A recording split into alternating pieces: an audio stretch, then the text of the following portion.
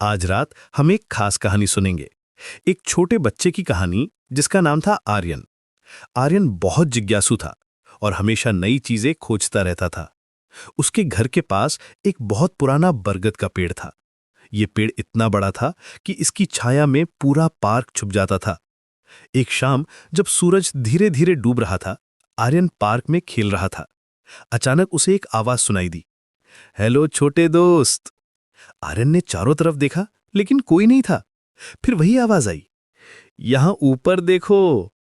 आर्यन ने ऊपर देखा तो देखा कि बरगद का पेड़ उससे बात कर रहा था। पेड़ की आंखें चमक रही थीं और उसकी मुस्कान बहुत प्यारी थी।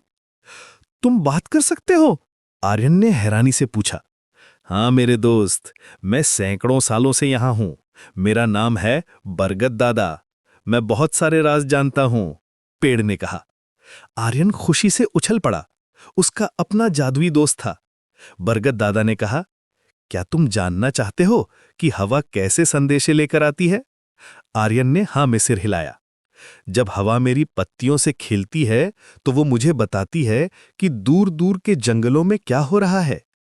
सुनो, सर सर सर सर, ये आवाज कह रही है कि कल बारिश आएगी।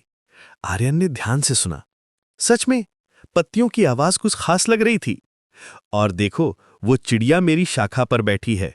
वो मुझे बताती है कि उसके बच्चे कैसे उड़ना सीख रहे हैं। ची ची ची, ये खुशी की आवाज है।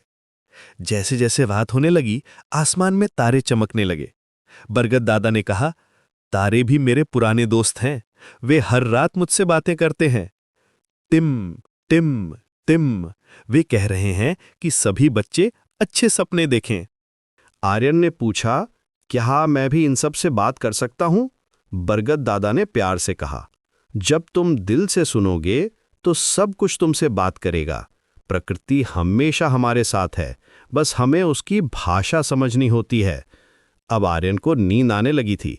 उसने बरगद दादा से कहा, मुझे घर जाना होगा, माँ इंतजार कर रही होगी।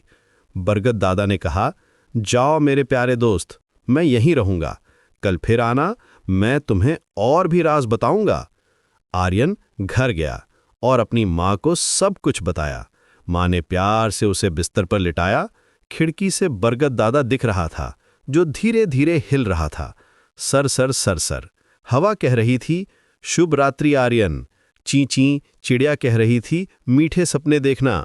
और टिम टिम, तारे कह रहे थे, हम तुम्हारी रखवाली करेंगे। आर्यन मुस्कुराते हुए सो गया। उसे पता था कि कल फिर बरगद दादा उसका इंतजार कर रहा होगा। और तुम भी अब आंखें बंद करके सो जाओ। प्रकृति तुम्हारे साथ है, तुम्हारी देखभाल कर रही है। शुभ रात्रि प्यारे बच्चों।